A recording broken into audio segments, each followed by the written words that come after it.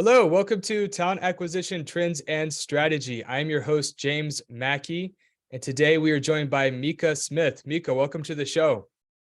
Hi, James. It's great to be back for round two. Yeah, no, I couldn't agree more. Your first episode has the most downloads out of any of the episodes that we've done on the show for the past year. So if you're tuning in after this show, make sure to listen to Meqa's first episode where she drops a ton of knowledge and basically gives us a master class. So make sure to check that out. Anyways, for those tuning in, thank you so much for your ongoing support. We're currently the #1 talent acquisition podcast out there. And if you have any ideas on what you'd like us to discuss, feel free to reach out to talenttrends.io and shoot us an email, or you can connect with me on LinkedIn and send me a note. And lastly, if you know anybody that would be a good fit for the show, please let us know. We are interviewing VPs of talent acquisition, chief people officers, and CEOs of relevant talent solutions. So anyways, very excited for today. We're going to be talking about the impact of the way you hire and the impact of onboarding people, retention, sales, and profit, tying it back to financials. So really excited about this. Okay, before we jump into the topics, could you provide a brief introduction on yourself and what you do? Sure. So my name is Meqa or Meqa, whichever way you'd like to say it, and I'm from the Unforgettable Agency. We help founders and their teams with recruitment and engagement, basically, so that they can help, so they get the teams around them to help them turn their visions into realities. So we do some recruitment work for our clients. We also do a lot of education because we believe that our clients really need to have a completely different mindset around this stuff so that they and their teams can actually do what they do best, because they're the people on the ground that get it. At the moment, what we're doing is we're actually working on a cool program to help founders to bring in that right-hand person. So there's different roles in different organizations, obviously, but this is going to be a really cool program. It's going to be part coaching for the founder, part coaching for the new person, and a whole bunch of done-for-you stuff that leaves you with a toolkit you can use forever. So I'm very excited about all of that. Yeah, no, I'm looking forward to learning more about that. And what made you decide to make this your primary focus at this point in time? The particular program that I'm working on, or the Yeah, exactly. Like your particular program that you're rolling out. So it's actually come about through working with different clients, and over the last couple of years, looking back and seeing which were the most successful projects that we had, why they worked out well, which were the projects that we had that, whilst you could technically say they were successful, they weren't as successful. And where we felt like we had created the most value for clients. And what we found is that founders predominantly struggle with passing the baton. So when it's time for them to step out of the role of doing everything themselves and actually bring somebody else on in a key role, it can be a really difficult process for them, not only like emotionally, but also just logistically, because they don't actually know, because they've never done it before, they don't actually know how to do it. They don't know how to figure out what the role's going to look like. They don't know how to scope it. They don't know what it's going to be called. They don't even really know what they're looking for. They're all in their own head. I don't know if you've ever seen, heard the saying, you can't see the label from inside the jar. I actually haven't. Yeah, so you can't. But that's a good one. I get it. Yeah, you can't see the label from inside the jar. So like if you're a founder, right, like you've lived, eaten, slept, breathed your company, you know everything about yourself, you know everything about what you do. You actually can't see objectively from the outside what this role needs to look like and who needs to step into it. So what tends to happen, what we've found is that a founder will get an idea that this is time for them to get this right-hand person in. Could be a general manager, operations manager, practice manager, something like that. Could be a VP of sorts. And they'll have this idea in their head for somewhere between 6 and 18 months before they'll actually act on it, because there's so many things going on there in terms of like how to figure it out. And then often what will happen is they'll shoulder tap someone in their network, but they'll have a poorly scoped role and they'll bring that person in and it won't work out. And then they'll really lose trust, or they'll feel like they don't know what to do. So they'll just hold on to it and they really hold their companies back. And sometimes they'll just go to a recruiter and not necessarily a good one. And then again, they may get the role scope wrong, or they'll bring someone else on with not a clear understanding of where the business is at or what's going on. So we've been able to identify that there's quite a few key things that are different with this particular dynamic when it comes to recruitment and onboarding, not only for the client, but also for the successful candidate coming in. So we're building this program to help these founders with this process. And the objective will be to get everybody that works on the team to love working there, to create leverage through key hiring decisions and actually through every hiring decision, which will then allow that founder to lead their business, like properly step up and lead the business. So yeah, it's really just come from seeing what's not working and what is working, and then go from there. So one of the things you mentioned was related to leadership hiring. So when founder CEOs are building out their executive team, senior leadership team, like let's just focus at the VP level and up. And you're right, initially tapping into network. There are a lot of experienced venture capitalists and leaders that believe in that, like 110%, that you always go with the known quantity. And to some extent, I feel like founders will lean toward that strategy so much that they'd rather get a B player in some cases that they're aware of than get the absolute all-star that might knock it out of the park, but might not because they don't have a way of verifying performance. Yeah. So I'm curious to get your thoughts there, because I think that at a key leadership hires, I think that if I could find a known quantity, I'm probably going to go with it unless I am very confident in somebody's background and skill set that they check like all the boxes, and I could see like a very consistent track record of success with pretty much no blemishes, which is like pretty much impossible, almost impossible to find. But like, I don't like, so curious to get your thoughts. And then like the last correlation, the last thing I'll mention is like, and I know we actually, like you had commented on this, but I recently did a poll on LinkedIn where I asked people in the tech industry, how did you find your current role? And a huge amount, 79% out of like 150 people said that they found their current role through their network and not through recruiters, not through job postings. So I thought that was really interesting. So anyways, curious to get your thoughts on all this. So there are lots of caveats, right? And there's no black and white answer to this, but my biggest caution is, of course, we all want that known quantity, right? But if we don't have a method, if we don't have a way of objectively evaluating people that come to us through our networks, then we're doing ourselves and we're doing them a disservice, because we will have all sorts of things going on in our brains that will make us want to pick the known quantity versus perhaps somebody that comes to us through a recruiter or through another campaign. And if we're not evaluating everybody equally, and importantly, if we're not clear on what we're actually looking for, then of course we're going to make decisions based on all sorts of different factors. And within the context of what we're talking about, one of the key critical things for founders particularly is we've got to flip the script when it comes to what you're looking for when you hire. Most people are looking for, as you said, track record, skill, and experience. That's the first thing that they want to look for. Now, I'm not saying don't look at that at all, but I am saying that is not the first thing that you want to look for. You have got to be looking for vision fit.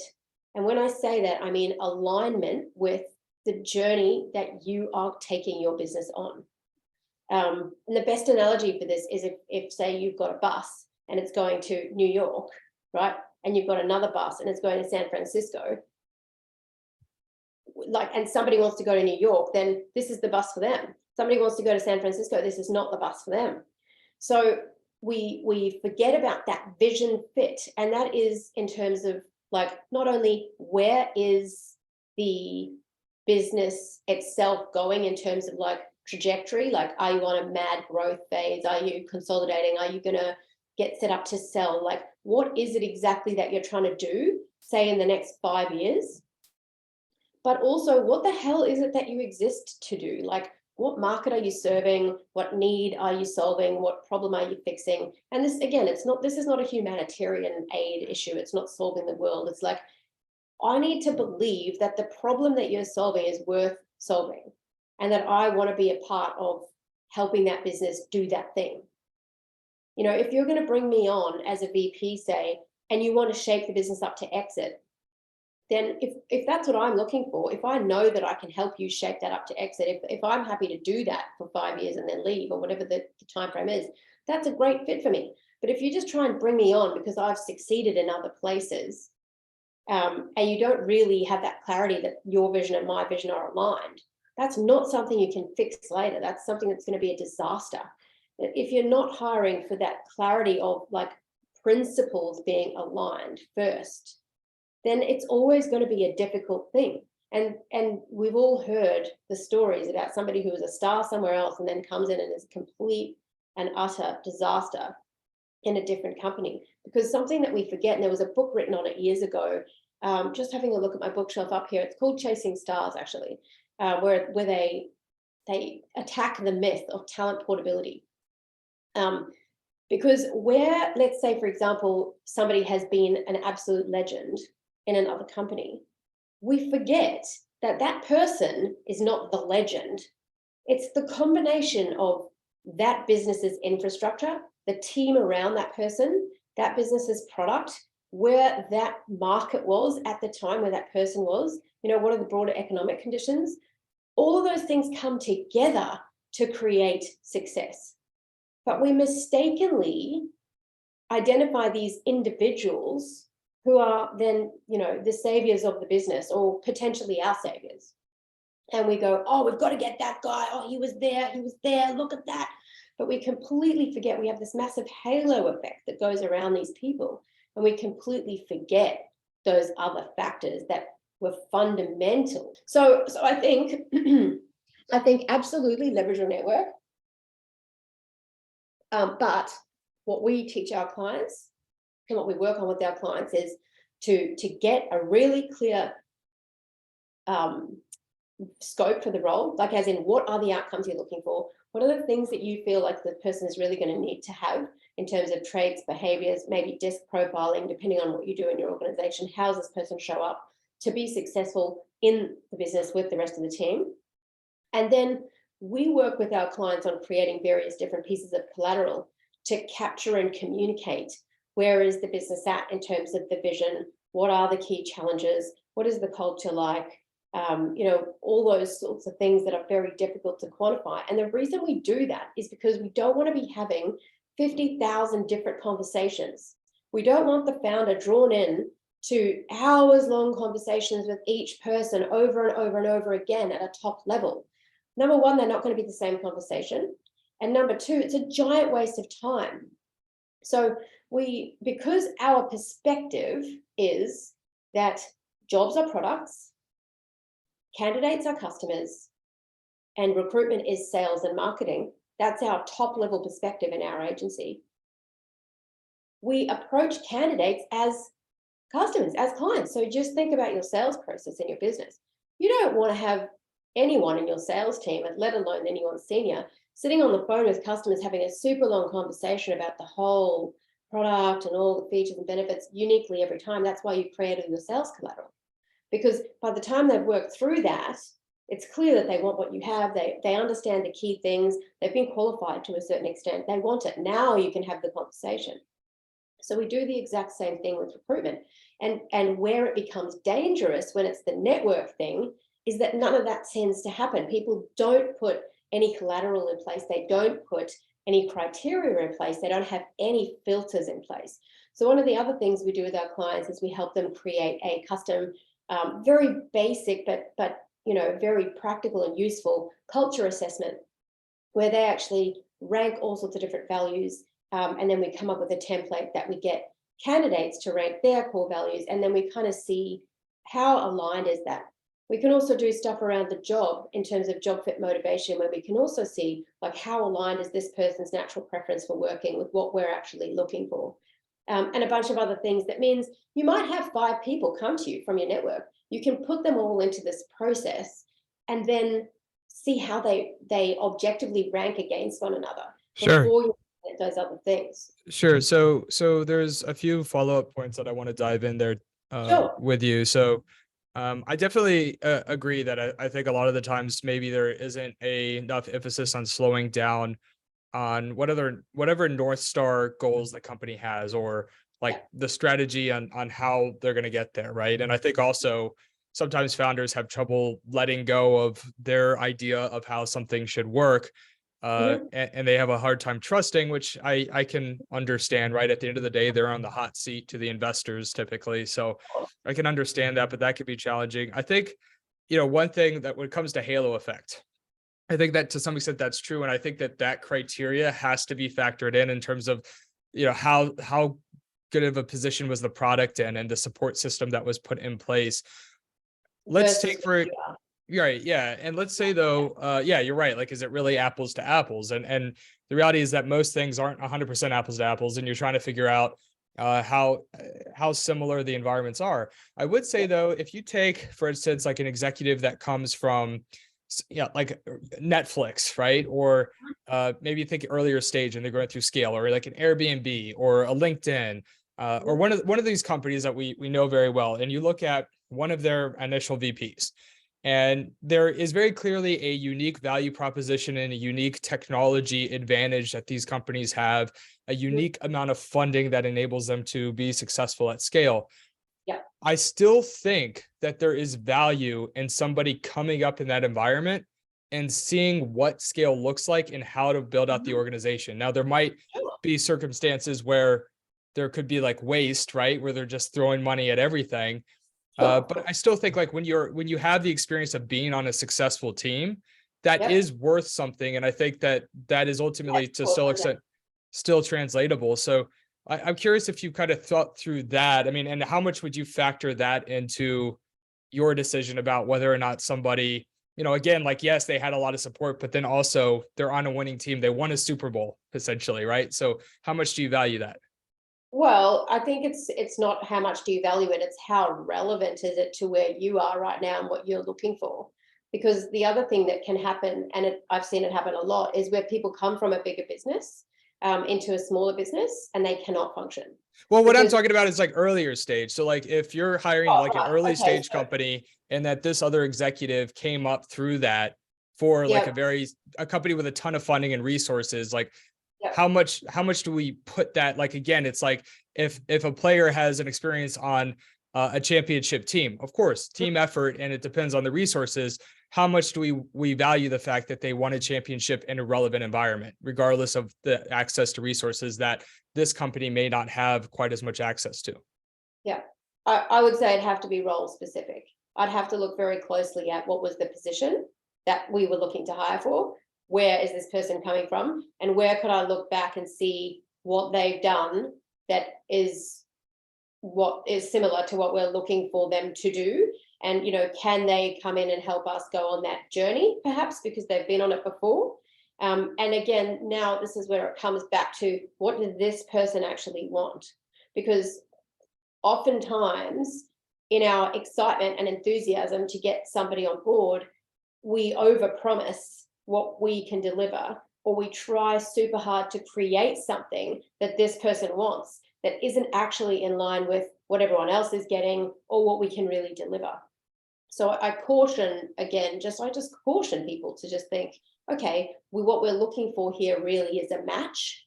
This person, if this person, say for example, and recently this has happened, I have had some interesting conversations with candidates who are looking to step down.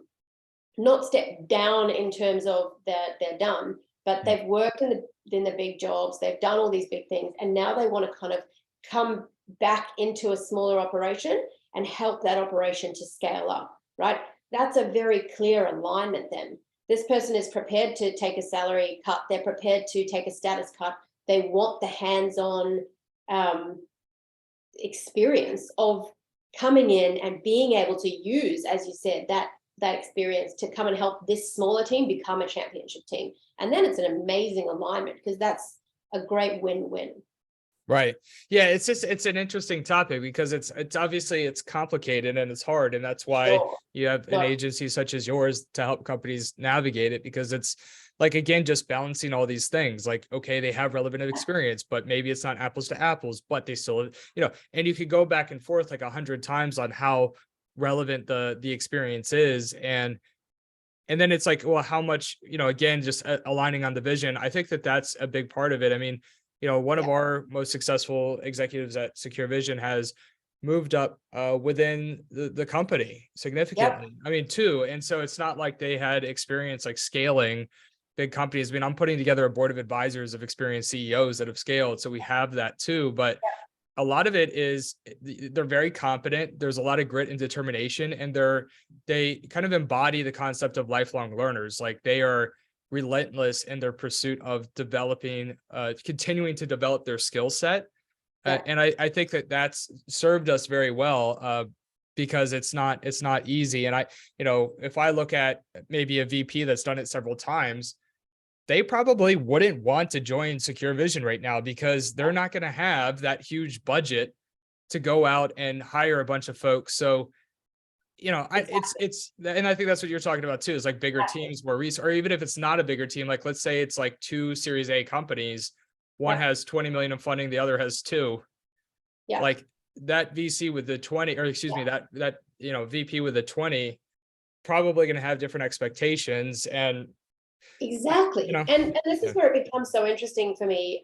We talked before the show, before we started recording, about some of the statistics that I mentioned that were discovered through some research that Gallup and a bunch of other independent consultants did. I think it was back in about 2012, where they did all this work around activating the seeking system, which we've talked about before, and particularly working on things they call strength-based interventions. So when people are playing to their strengths, so, this goes back to that fit and that alignment, which I think is so often overlooked, is, people have natural strengths and places where they excel more easily.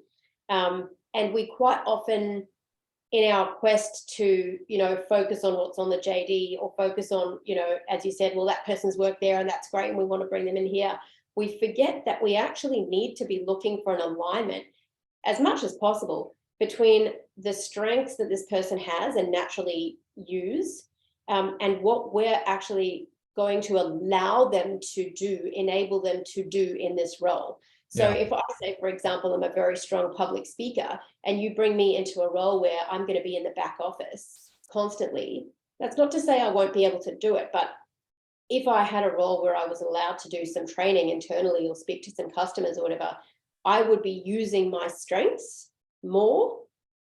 And what they found was, when you have these interventions across the business that focus on people's strengths, so everything from, the onboarding, and we actually build it into our recruitment process as well, but everything from the onboarding through the employee experience, then you get results that are absolutely insane. So one of the surveys that they did, or not surveys, that was the research particularly that they did, included 1.2 million people across 45 countries in 22 organizations.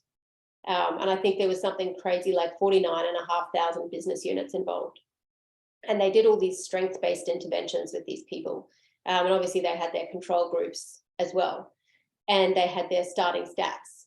And they were measuring everything from employee engagement to attrition to customer engagement, sales and profit. And the numbers were absolutely phenomenal. So, for example, they found a decrease in attrition of between 26 and 72% in terms of people quitting. They found an increase in sales of between 10 and 19%, an increase in customer, I think customer experience was something like 3 to 7% improved, but employee engagement was 7 to 15, and profit was 14 to 29% improved. Yeah, that's wild. It's totally wild when you start to look at, you were just saying before, when you're bringing people in that get an opportunity to play to their strengths, like what you will get out of that person versus somebody else who may be able to do the job, but is just kind of like, well, this doesn't really do it for me, is absolutely massive. But you also have to obviously manage them in an intentional way. And that's probably the biggest thing for us, is trying to help our clients to understand not only the bigger picture landscape that has changed so much over particularly the last few years, right? And that's where our jobs or products thing comes from. Yeah. Is that we also have a very different business environment now. And I'm not talking about just post-pandemic. I'm talking about, like, let's say in the last 5 to 10 years, where if you have a look back, if you cast back when we used to have factories and we used to make widgets, There are even some businesses that are still like that now. You know, there's lots of factories out there now. And I would even say McDonald's probably makes widgets in the sense that, you know, it's very formulaic business. That's fine. There's always going to be those kind of businesses. And in those businesses, you really are hiring for a very different reason and for a very different outcome than you are in businesses that are, let's say, in the tech sector, in the knowledge space, in the professional services space. This intangible world where you're actually, your product is change. You are selling change. You are helping people to make change in their businesses, in their, you know, with the different software that you're enabling them to use, or the different services that you are providing. And that is not a static thing. That is not a widget. So yes, you will have systems and processes, obviously, and you'll have IP. The way that your people need to operate in those businesses is much more like volunteers than factory workers. You need people to be enrolled. And that's why we talk about the whole concept of the journey. So on the factory side, it's heads and hands. You're hiring heads and hands. On the change-making, map-making side, you need to have hearts and minds. You know, you need to enroll people. People need to want to give you their discretionary effort, their creativity, their innovation, their ideas, their proactivity. They need to want to spot opportunities. You can't put that on the job description, right? Over here in factory land, it's very easy to put a job description together, to benchmark performance, to hire to, you know, the nth degree for particular quantifiable things, to manage people within, you know, minutes and hours, and productivity and efficiency. But unfortunately, we've taken that whole mindset and we've brought it into the world of tech and knowledge work and professional services without really understanding that you have to do things differently. So you can't recruit the same way. You can't manage people the same way because you're wanting a different outcome, right? Yeah, and I think, sorry. I was just going to say that I think too, it's like what you're saying about being very, very clear proactively in terms of getting, I like that kind of volunteer analogy. I mean, obviously people are working to get compensated, but you want people that are, Course, yeah. the point, I know what the point you were making is that it's like, you know, you want somebody who's really enrolled and who is passionate about like investing. And that's much different than somebody who's more so just kind of putting in their time or sees the position as a means to an end versus an end in and of itself, like enjoying the process of building. I think that that's really interesting. I think that like one mistake that a lot of leaders make is they find a candidate, whether through their network or maybe they just have really good rapport. The person is very charismatic. People are very good at backing into logic, meaning they find whatever conclusion that candidate represents. They then create premises that lead to that conclusion. And versus the way that it should be done is you start with the premises, you start with, we need X, Y, and Z, and therefore this candidate meets that criteria.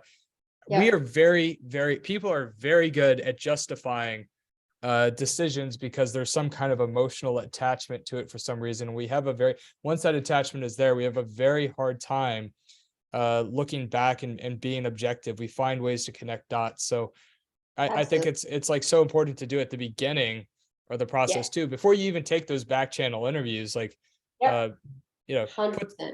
put together, and it doesn't, even if it's not a huge, robust thing, like just get clear on the top three things, right? Like what, you know, be clear on the company's vision, mission, but then also top few skill sets, things that you're going to be looking for is still probably better than what a lot of leaders do, right? Yeah, definitely. For sure. Yeah. Well, I think too, it's like when you're, I would be curious, like hands-on, how you go about evaluating this. So when you're looking at buy-in from candidates, so it's like we have to find somebody who's going to invest their hearts and minds, right? Like we have to find those folks. How do you really determine if somebody is truly bought in? Because some folks just interview really well, right? Sure. Yeah. And interviews have such a low correlation. I think thinking back to the research, I always forget who did it, but I think it's something like 0.04% is the correlation between interview performance and job performance. So it's basically zero. So, That's nuts. but we still do them, and I know that we still need them because there's a lot of just the human connection piece and the conversation that needs to be had, because employment is a relationship. I firmly believe that 100%. It's not a transactional arrangement as much as many people want to make it into one. You will only ever get what is on the job description out of somebody if that's the way that you approach them. And that's not really a viable option for most businesses. It's fine if you're McDonald's, but other than that, it's not really a viable option. So the relationship establishment component is important in terms of the interview. So how do I measure it in terms of buy-in? We have our process set up so that it's like a marketing process. So we actually don't have a job ad. So we don't, first of all, we don't post job descriptions. Never, ever will I post a job description on a board. Will I put it on a website? Will I send it to anybody? That is an internal document. You do not sell your software or your professional services. You do not sell it by sending the technical specifications over to somebody. Nobody is going to want to read that document. So why you do that with your jobs, I will never know. It absolutely blows my mind, completely blows my mind, particularly when we remember what we just talked about before. When you were running a factory back in the industrial era, or if you still are, it is very easy to say, we need you to work 5 days a week, 6 hours a day, make 100 widgets a day. We need you to know how to work the XYZ machine, and we'll pay you $25 an hour, whatever it is. Very simple value proposition. That is not what you guys are doing when you work in tech or professional services. You are not doing that. It is ludicrous and ridiculous to believe that you know exactly what this person that you are hiring needs to do on a daily basis. And if you even pretend that you do, I think you need to sit back and ask yourself a lot of hard questions, because you just don't. First of all, they probably don't know what they're going to have to do every single day, because things are changing so fast that even if they sign up for the job today and come in tomorrow, there's going to be stuff that's going to change that neither of you will have possibly have been able to be aware of. So when you're writing out these things that are like 37 bullet points on exactly what this person's going to be doing every single day, know that that's A, not attractive and not appealing, and B, it's not correct. So I always work with my clients to understand at a top level, why does this role exist in the business, right? Let's focus on that. And then let's try and craft, as we've obviously got a candidate profile then that we've built out after discussing, what we're looking for from this person to deliver.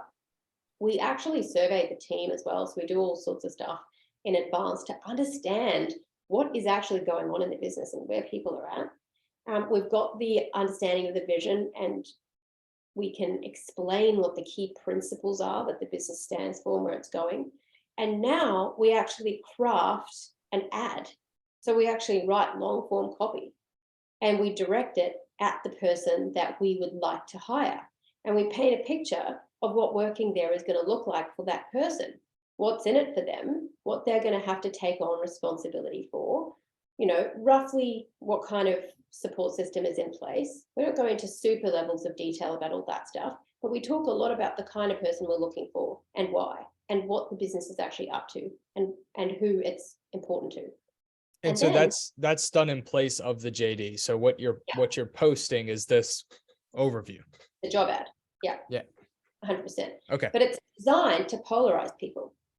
So we don't, unlike most recruitment processes, we do not want to attract everyone. We are not trying to get as many candidates to apply as possible. We are in fact trying to do the opposite. We want people to read it and go, yeah, that's just not for me. That just is not for me. I'm not going to apply. I just know that's not my place. Or that sounds exactly like what I want. Now, the kind of comments that we get from candidates when they have applied for our jobs is, oh my God, I had to stop reading that and call my wife so that she could read it because you were literally describing me. And I wasn't even looking for a job. My wife found this job and brought it to me because she said, this is 100% you. Or, vice versa. We've had females say, I had to get my boyfriend to come and look at it. And when I was reading it, I got butterflies in my stomach. I got so excited. This is my job. This is my dream job. This is the job for me. Like, those are the kinds of visceral emotional reactions that we get from people. If they don't go quite that far, people will say, that's the best job ad I've ever read. Or if everybody wrote ads like this, nobody would ever leave their jobs. Or, you know, it's just, that's a completely different reaction from reading a job description, which has no emotional impact whatsoever. Most people, when they read job descriptions, are thinking, can I survive this? Am I going to be able to actually do this on a day-to-day basis and not lose my mind? Sometimes they'll be thinking, well, I've actually got quite a lot of these skills. I've done this before. This should be a pretty big no-brainer for me to get an interview for this job. You know, but they're not thinking, I really want this job. I'm so excited. I'm so like enthusiastic. I'm imagining what I could bring to the table in this job. You're not sparking their seeking system. You're not activating that part of their brain that's responsible for intrinsic motivation. You're just putting a very bland factory offer on the table. Now, that means that if you do the factory offer, if you do the JD, you are going to get a plethora of people apply. And you're going to have no idea how bought in any of those people are. That the one thing that you're not going to know, and I love talking about this because people are like, oh shit, you're not going to know who didn't apply for your job because they read the JD and it just had no soul. It did not speak to them. It was not exciting. You're not going to know. You're only going to know all the people who were like, I'll chuck my hat in the ring, or it looks all right, or I've got to pay the bloody mortgage and I've got that skill set, so I'm going to put my hat in the ring. So that's the first way that we do it. And what's interesting about that too is, like, I think if you're trying to get high caliber people that you don't know, there's going to be nothing that, like, they have people like trying to get them 100%. To come to their company. They have a bunch of like people and opportunities that are coming to them. And if you think about how somebody through a relationship or a network presents a job, they're not reading the JD either. They're naturally, organically doing it the way that you're saying, like, hey, this is what the company's trying to do. They're trying to go from here to here. And this is kind of the culture. And this is what the founder's like. And this is why I think you might like the founder. And that, like, I think people in conversation do that, but then they're so stuck in patterns when it comes to JDs that you're right. Like, I never thought about that, but there's a huge discrepancy between how a high level person, like a senior level person, would communicate a job opportunity verbally to another executive in their network or another person, even if it's not executive, than how we're doing it in a JD. And are we really going to get the interest of like a very successful, whether individual contributor or without actually communicating it the way that we would want to receive that information, right? Exactly. Or even somebody who may not already have lots of runs on the board, but is the kind of person who wants to contribute. You know, if it's a more junior role, you know, you're going to attract a whole different kind of person. So that's step one. And then step two is we don't actually let people apply for jobs. So I know this is going to blow everybody's mind. They're like, wait, what? First, you don't want everybody to apply. And secondly, you don't even want them to apply. Like, what is this madness? So again, because we take our lead from marketing, we actually give instructions at the end of every job ad that says how to apply. And it will vary depending on the seniority of the role as to what we actually ask people to do, or what software our clients have if we're not doing it for them.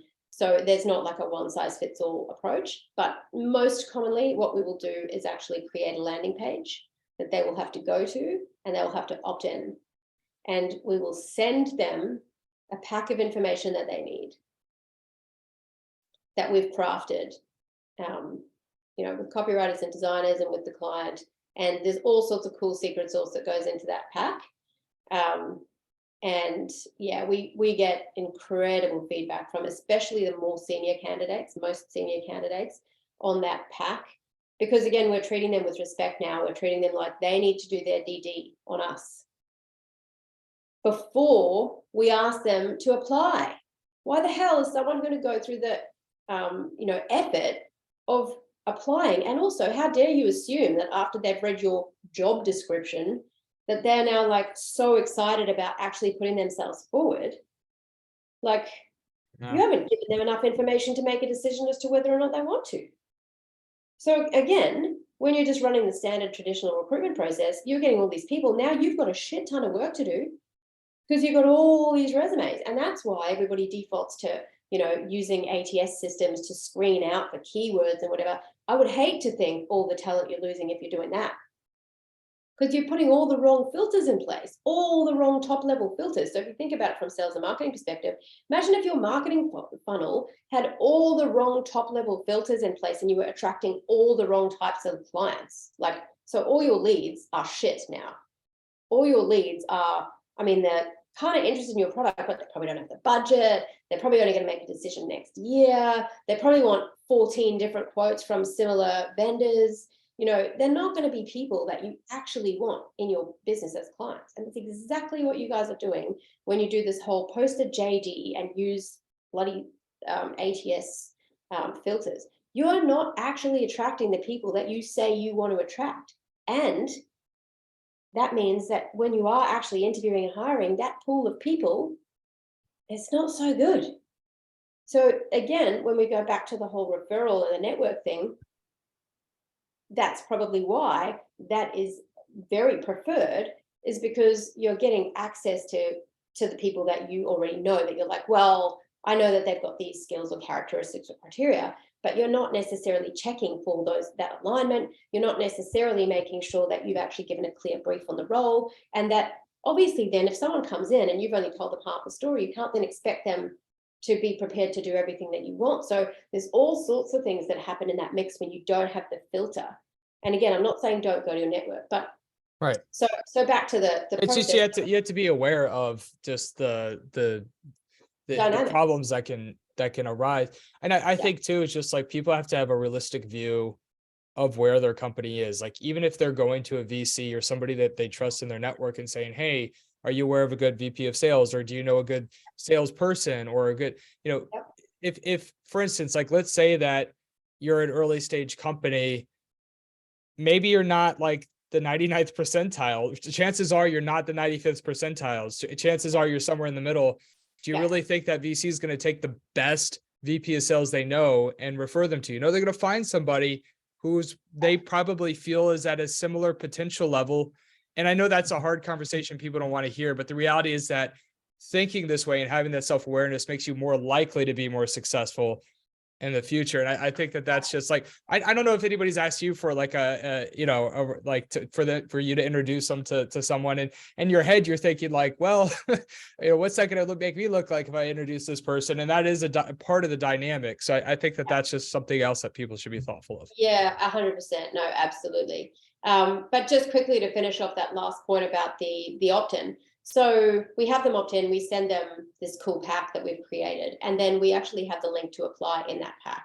So what we find is, I'd say a large majority of candidates from various different platforms will completely ignore what we've asked, and they'll just apply on the platform, just send their resume on the platform, whether it be a jobs board or LinkedIn or wherever it might be, which instantly shows us that they have not read the ad. They literally could not have read the ad, because we make it clear up front, like in the first paragraph, that if they like what they're reading, they should read all the way to the end, because it's really important. And everybody that does like what they're reading reads all the way to the end.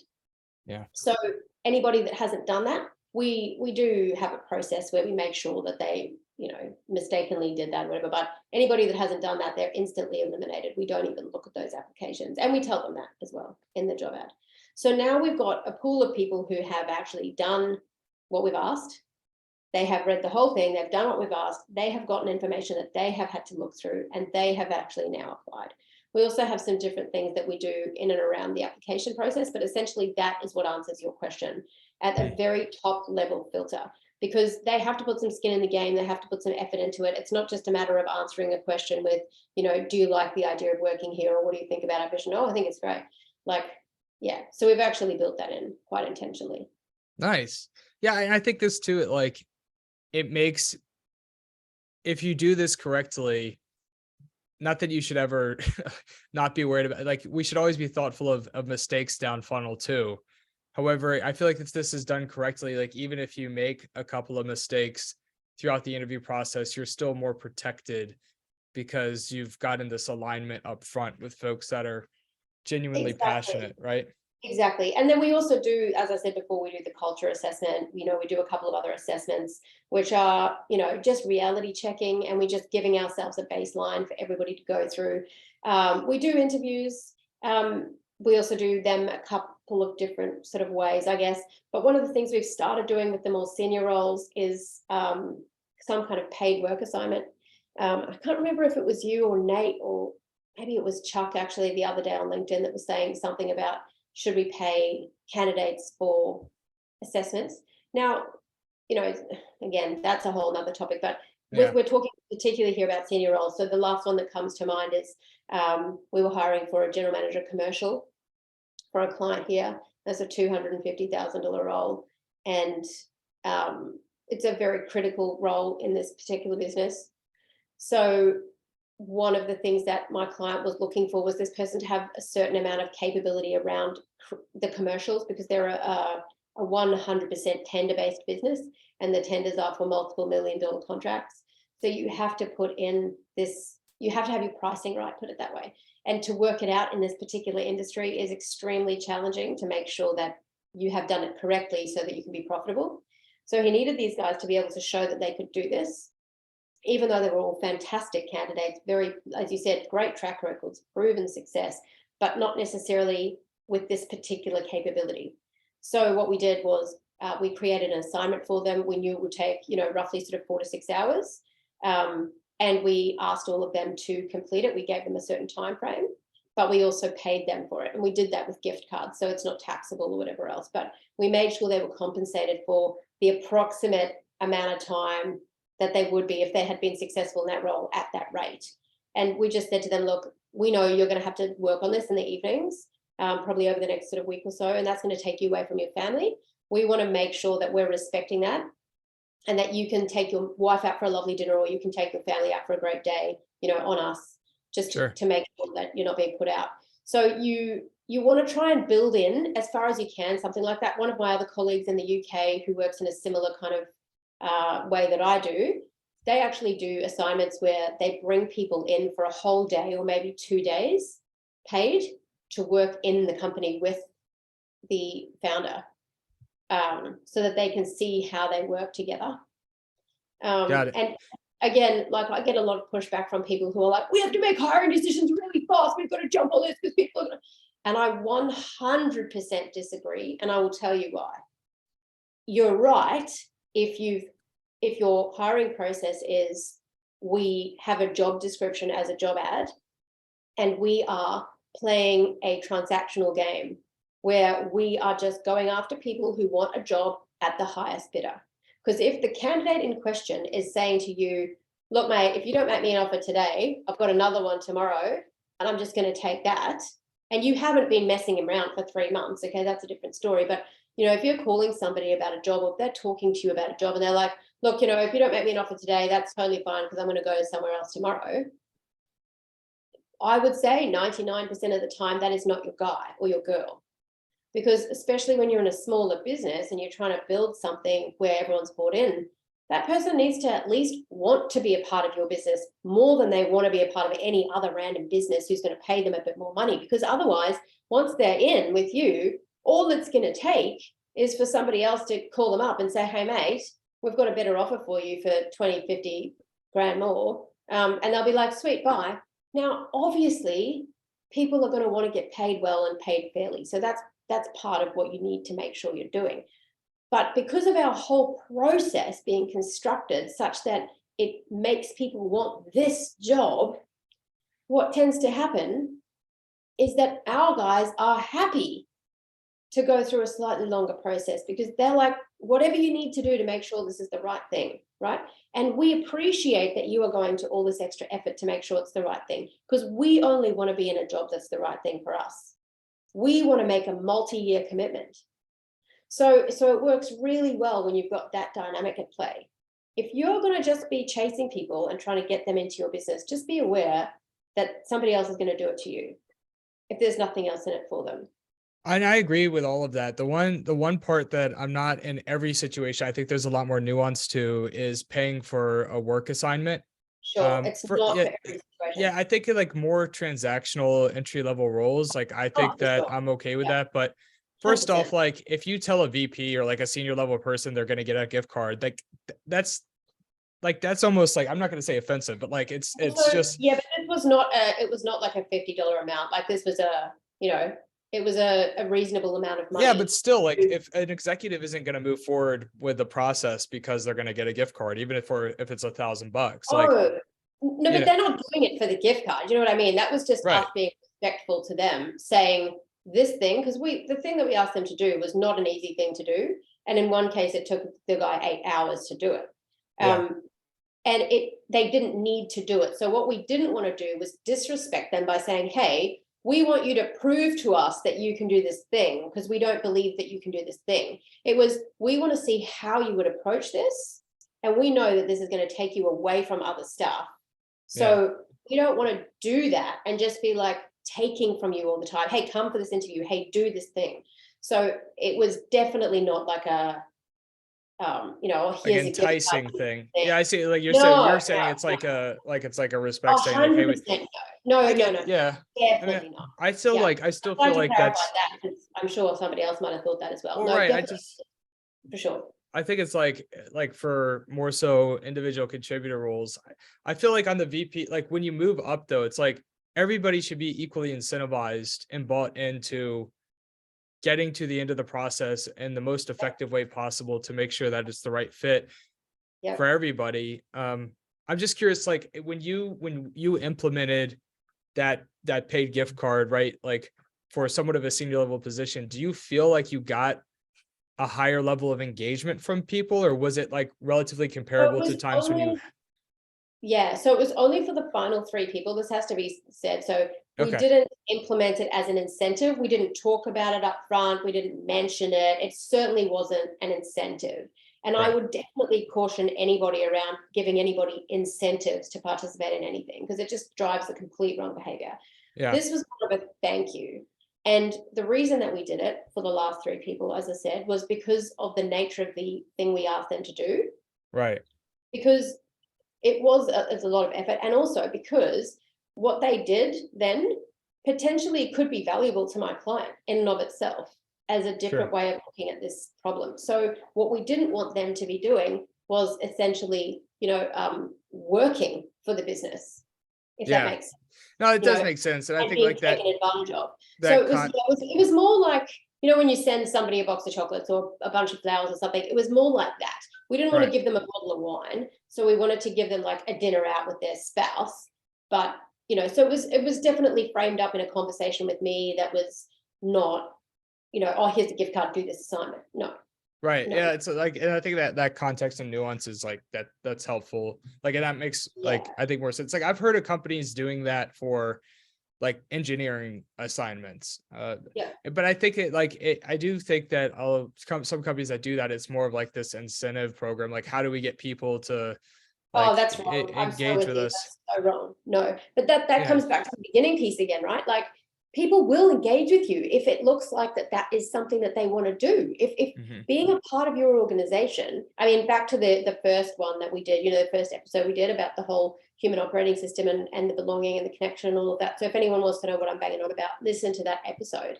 But if somebody wants to be a part of your organization because they can see the version of themselves that they could be by being there, they are 100% going to do these things. I mean, what you're talking about now is the same thing that I get pushback for when I tell people about the opting in and the getting the pack and doing this. They're like, that's way too much friction that you're building in there. Like people aren't going to do that. I'm like, no, you're right. People who don't care about that job aren't going to do that. People who just want to chuck their resume in the ring for something, they're not going to do that. And that's exactly the people I don't want to Well, attract. what they're doing is they're confusing the concepts, because like it traditionally adding work top of funnel does kill your top of funnel in a bad way. But what you're talking, like what the reason when it's bad, when it doesn't work, is like prior to a screening or right after a recruiter screening, they're throwing in some kind of test or Yeah. assessment. And that's what you're doing is totally different. providing them with a why should I give a shit? Like you're telling them why they should, do I care about this? You're giving them the information and then allowing the opt-in. So you're not really giving them, you're not giving them like an assignment that they have to really give. It's more of like they're receiving value from you. Exactly. It's a totally different. So maybe the people that are pushing back on that, they don't understand the nuance to that. It's a totally different thing. Yeah, I agree completely. And this is the major perspective shift that I believe that the industry needs to make. Again, I will put corporates over there in a completely different box, multinationals who, like, they are a machine. They are making widgets.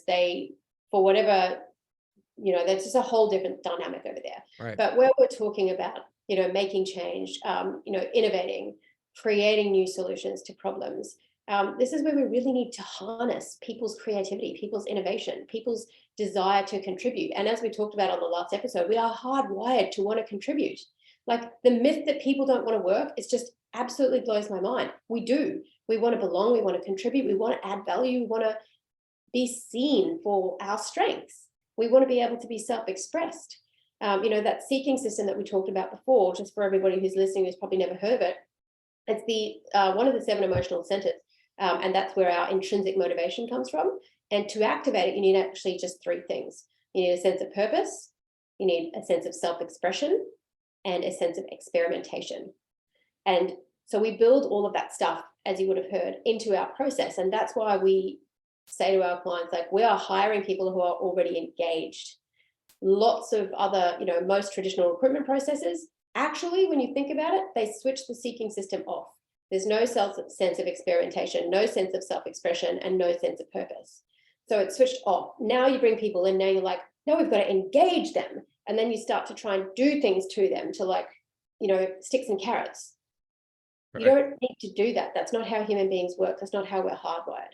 So for me, I get really excited about all this stuff and love sharing all these things with particularly founders and their teams, because I believe most people want to do the right thing by other people. Most people want to succeed. They want to grow their businesses, but they just don't know this stuff. So they're going around it and doing it the way they've seen other people do it, the way that it was done, when they were in other jobs. And so they're trying to tinker with other stuff. So they're like, well, maybe we need new tech.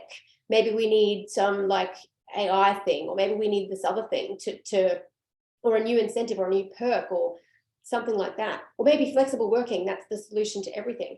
Now, yeah, it's just not that simple. Just think about how people are hardwired, and then we just adapt and we create processes that work with that. Well, what you're saying about, like, people wanting to work, I was reading an article in the Wall Street Journal, and I'm blanking on the name of this professor, but it's like some really famous professor that I think most folks have heard of. And I think he teaches, like, behavioral psychology and things related to employment. Is it Adam Grant? Yeah, I think so. Yeah. So so I think it was. I'm like 90% sure. And so he was. Did you read this Wall Street Journal article that just came out? No, but I'm very familiar with Adam Grant. Yeah. Okay, so at this date of recording, it's February 21st, 2023. If you guys look up an article published a few days ago from the Wall Street Journal with Adam Grant, you should be able to find this. And Morella, our producer, will try to drop the link in the comments if she can find it. Anyways, he talks about the concept of quiet quitting, and basically says, I'm paraphrasing, but it's a bunch of BS. He said, this back in the day was called phoning it in. And then before that, it was called mailing it in or whatever. He was like, every generation has some kind of variation of this. And the reality is, and he goes into a similar philosophy and approach that you're discussing here, right? Yep, 100%. No, completely concur with that. I've seen that published. And I think we probably need to be mindful of time. I'm sure everyone's getting a little bit bored of hearing us rabbit on now. But that is the exact reason why I designed this process, is because I have seen so many people. So first of all, I couldn't get a job years and years and years ago when I had nearly a decade's worth of HR experience, and I moved countries, and I had a bit of contracting under my belt, and all of a sudden I just hit the brick wall that was the traditional recruitment process. And I knew back then, I was like, something is wrong here when I can't get a job in HR, when I've got like nearly 10 years experience and I've managed teams and I've done all this stuff. But the recruiters that are talking to me are going, oh, well, you've had a contract here and a contract here, so that's a bit, you've jumped around a lot. I'm like, no, it was a contract. oh, well, you worked in this country and now you work in this country, so you can't. I'm like, no, but I went from this country to this country and then back here, like, I can. Oh, but you don't. It was just like all the objections, and you're just like, you don't get it, you don't understand. And at the time, I sketched out, I actually wrote about this on LinkedIn yesterday. I sketched out the concept for a jobs board called Cherry Pick Jobs that was going to be based on values matching. So candidates could find organizations that, you know, were a good match. And I had no idea what to do with it. So it went in a drawer, and I ended up going to get a job in a bloody shop somewhere, you know, and then obviously everything, you know, from there evolved, where I went into marketing and then, you know, started working for myself. But over the years, I've met so many people who couldn't get jobs because they weren't the traditional candidate. They had plenty of experience, but like for some reason, they just weren't vanilla anymore. But also I've got so many friends who, you know, they've got a job somewhere. They are massively underappreciated. They are just completely taken for granted. And they just stay there and keep phoning it in more and more and more and more over the years, because no matter what they do, no matter what they try, they don't get the recognition, they don't get the appreciation, they don't get even the things that they ask for, like pay rises or stable jobs or anything else. So their commitment levels can just decline, but they're still in the job. They're still there. They're still doing the absolute bare minimum. You know, and then when I talk to business owners and they're so frustrated, you can't find anyone, you can't get people who want to work. I'm like, okay, I just have to be the bridge between all of these people and be like, you can, but you have to do it differently. And when you understand how people are hardwired and why you have to do it differently, you're going to be amazed. The world's going to open up. All these amazing people are going to come out of the woodwork, and they're going to suddenly start stepping up. Your whole life is going to be different, you know? So that's why I created this whole process. And I know that people are probably thinking, where's a tangible thing that I can see that you can, like, I can maybe use myself? And that's why I've given you the link for the one-page plan. I call it the Inspiring Canvas, because everything we've been talking about here today, I call that inspiring. I know it's a little bit cliche and it's a little bit naff, but it's the best word I've been able to come up with to hire in a way that inspires people versus recruiting, which I feel like is like, you know, again, it's fine for a lot of things. But for these types of businesses, for these types of roles, you just need to make some subtle shifts to what you're doing, and you'll be amazed at the results. Yeah, I love it. I think this is probably a good stopping point. I know we've gone over today, but I think it's important. I figured you'd let me know if you had to jump, so I figured we'd go over a little bit. But I just want to say thank you so much for joining us today. A ton of value as always, and I'm looking forward to doing this again in the next 3 to 6 months. Let's just keep it going, because I think a lot of folks need to hear this and need to maybe even some folks philosophically agree, or they understand what you're saying, but maybe they don't know how to express it in such a way that's convincing to leadership teams. And I think that that's another value add, not only explaining it, but doing so in a persuasive way that folks can actually take and apply in their own workplace to get the buy-in they need. So yeah, thank you so much for joining us today, and come back whenever you want. My pleasure. Thanks, James. And so, hey, with people that want to find you online, what's the best way to engage with you and your company?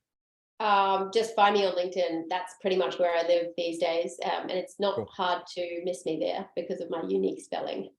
Cool. And we're going to actually drop your LinkedIn profile into the description. There will be a hyperlink so everybody can access it there. Great. All right, great. Well, thank you so much. And for everybody tuning in, thanks for joining us this week, and make sure to catch us every week. We publish an episode Tuesday morning at 5 a.m. Eastern time. So we'll talk to you soon. Take care.